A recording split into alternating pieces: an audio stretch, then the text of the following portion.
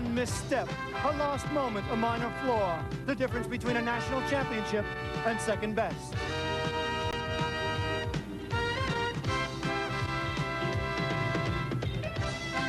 Ten teams started, only 3 remain. The dynamic and explosive Arizona State, the Cinderella team, Stanford, and the top seed and home team, Nebraska.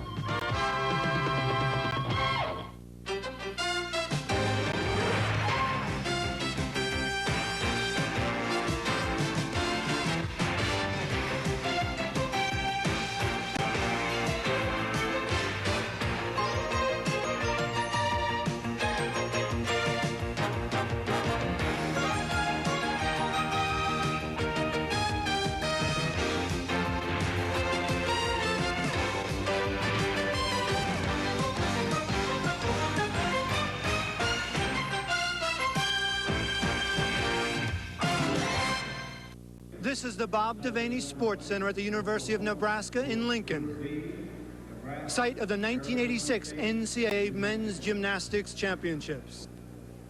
Hello, everybody. I'm John Dockery. In the team competition, the final 3 are Nebraska, Arizona State, and Stanford.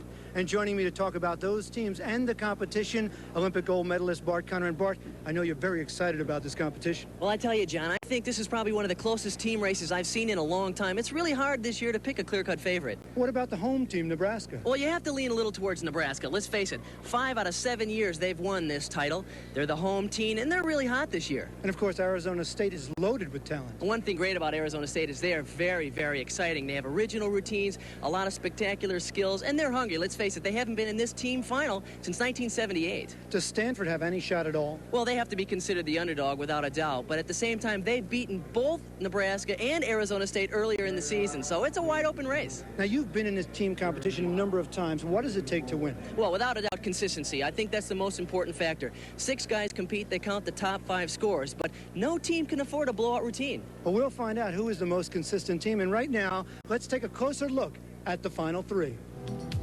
And top-seeded Nebraska is confident they can add one more trophy to this collection. Last year I picked Ohio State, and this year I'm going to pick Nebraska. We're excited. We're ready. We're healthy. The team's has another year's experience under the belt, and I think they look really good today. They look a little too intense, but I'd say we're going to do our job. Now, if someone does better, they're going to beat us, but I think it's going to be a great meet, too. It's going to be closer than last year. And speaking of close, it was too close for Arizona State last year as they missed these finals by the narrowest of margins. Part of the reason, a serious knee injury to Dennis Hayden. We didn't get into this meet last year because of .05, so that plagued us for a while. But then we had to forget those incidental things and focus in on the national championship. So the focus was for this meet today. We took each step, one step at a time, and we're going for this meet. And we're comfortable, we're going to be enthusiastic, and we're going after each routine.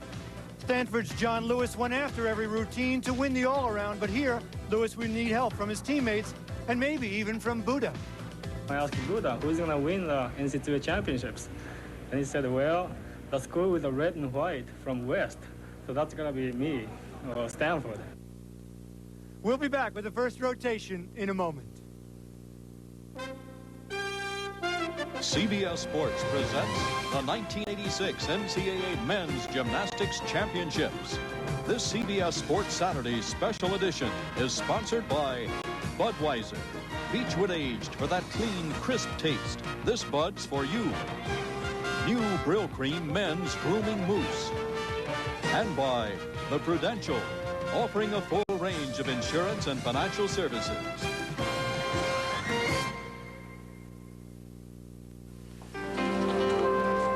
Nothing makes your day like helping others make it on their own. The competition has the 3 teams rotating among 3 different events. Arizona State on floor, Nebraska on the horse, Stanford to the rings. And Bart Conner, this is Jerry Burrell from ASU.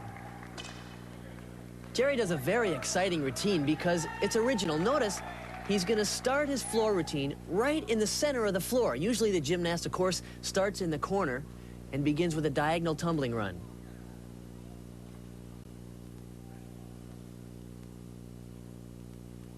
He's getting set. Backflip, punch front. Through to a full, another punch front.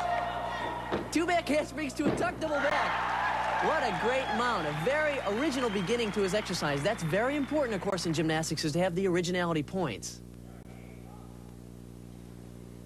And Don Robinson really wants that kind of individuality. He leaves room for his gymnasts to be creative, doesn't he? He really encourages each athlete to come up with something different, something original that'll help their score.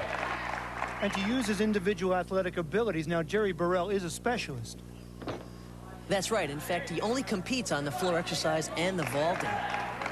You know, the NCAA format is really great for a guy like this because he's a specialist. He won't have an opportunity to compete in an Olympic competition, so this is his place to shine. And shine he is. And what about starting on the floor for ASU? Is it a good place for a team to start? I think it's very important that the team gets off to a big start. One great thing about starting on floor is you have all that nervous energy pumped up, and it's a really good opportunity to burn some of that off on an event that takes that aggressive power. Here's his last run. Pike front step out, through to a full. Punch front, a great exercise and a fantastic start. Jerry Burrell, a sophomore for ASU, off to a good start on the floor. And remember, Arizona State has never won a national championship, and Don Robinson, after 18 years, saying the time is now, the place is Lincoln, Nebraska. And there's a score for Jerry Burrell, 9.7, so you get a feeling momentum on the side of Arizona State, whereas Nebraska has to start on the always difficult pommel horse. And Bart Connor, I would think that's really a problem. It's going to be especially tough here for Neil because Arizona State is doing so well. But look at the work so far. Up and down the horse in flares. Very good. A couple of extra circles there. A little sloppy on the back more. He looks a little tense. And you remember last year, you and I were right here in this arena when Penn State lost the meet on the very first event, the pommel horse. That's what's happening to Neil here. He's going through the exercise, but he's just going through. It's not a polished exercise. It's not especially clean. What are your teammates thinking as you watch, as they watch you struggle through a routine in the first rotation? I'll tell you, the toughest part about a competition like this is you can't wait to get started. Fortunately for someone like Mike Matzik, he's on rings, which is easier to start than, of course, the pommel horse. And he's a sophomore from Maryville, Tennessee for Stanford. They have a young team, only one senior, yet here they are in the final three of the national championships. Nice work.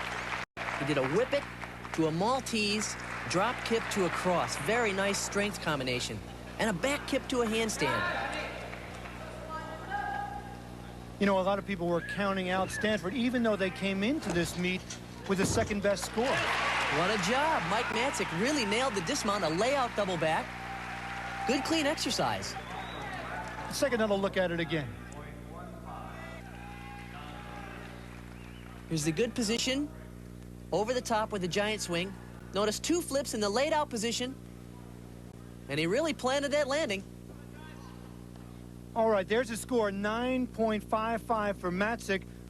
So things are moving right along for Stanford and ASU, but problems for Nebraska on the horse. Neil Palmer only 9.15. Why is this horse so tough to start on?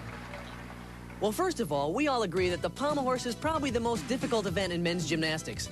Notice here that pommel is only 10 inches wide across the top. My Olympic teammate Jim Hartung is demonstrating the basic double leg circles on the pommel horse, which is 64 inches long by 14 inches wide. Here's the single leg work. They call them scissors. Notice the delicate sense of balance that Jim has to maintain. Now in this short exercise, we're going to see the double leg circles, single pommel work. Jim's going to do the single leg work here, and he's going to work all parts of the horse. All of these are requirements on the pommel horse event. This is the toughest event to compete because you have to be aggressive, and yet you have to be very much in control. And at the beginning of a competition, that nervous energy can throw you right off this baby. And Bart Connor, I know Nebraska is glad to see the hind legs of the horse. They trail Arizona State and Stanford after one rotation. Now the second rotation, Stanford moves to the floor, Arizona State is on the horse, and Nebraska to the rings. And here's John Lewis, the senior from Stanford, and he's on the floor. He's a really great tumbler. In fact, all year long, he's been very consistent on this event. He has an unusual mount. Double back, right to a punch front. Let me tell you, that is tough on the ankles. That's why very few gymnasts in the world can do that move.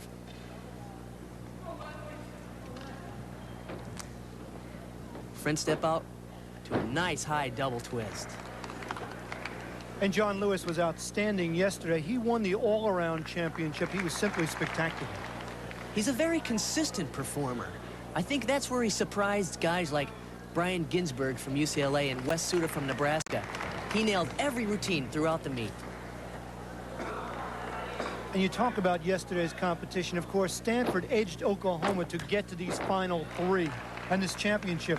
I'll be interested to see if that outstanding effort yesterday affects their performance today. Especially on the pommel horse. They came through yesterday in a tremendous clutch performance on the pommel horse to get through to this team finals. They're going to have to do that again today. Okay, here's his last tumbling run.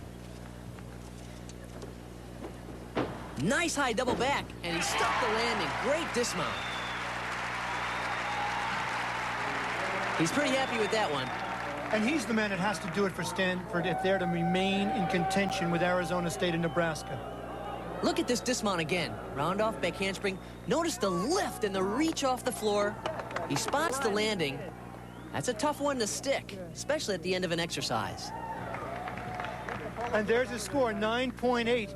And we expect that kind of performance from John Lewis. The question is, can his teammates match that kind of effort? They'll have to if they're going to stay with the likes of Dan Hayden from Arizona State. Here he is on the horse.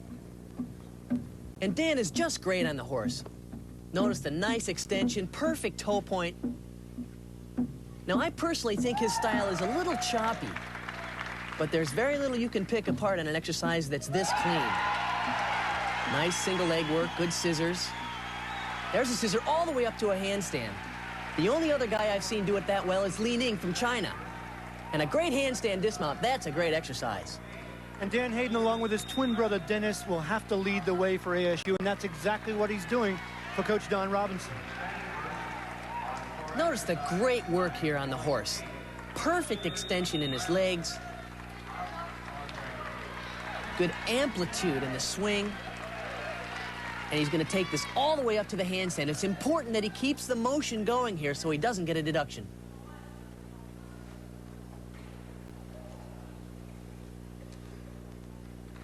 And there's his score, 9.7. So Dan Hayden is doing the job for Arizona State. Now, if Nebraska is going to win this competition, this man, Wes Suter, will have to lead them. You know, Wes wasn't really great on the rings until this last year. He's improved a tremendous amount in his strength. Starts with a plan and a giant swing to a handstand. There's a double whip it. To a back uprise cross. It's a lot more solid than he was last year. It's good to see that for Wes, because if he's going to be a great all-around gymnast, he has to be stronger on this piece of equipment. Okay, setting up for the dismount, a bail, giant swing to a layout double back. Very strong exercise for Wes Suter. And one that I'm sure his mother, Betty Lou Suter, enjoyed.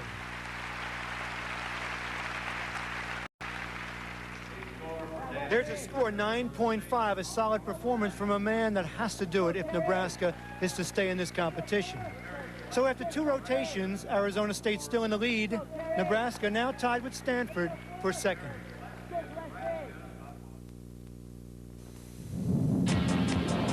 You begin with raw steel.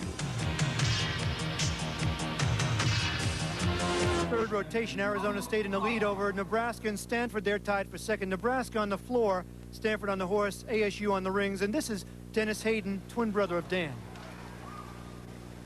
Dennis has a great exercise.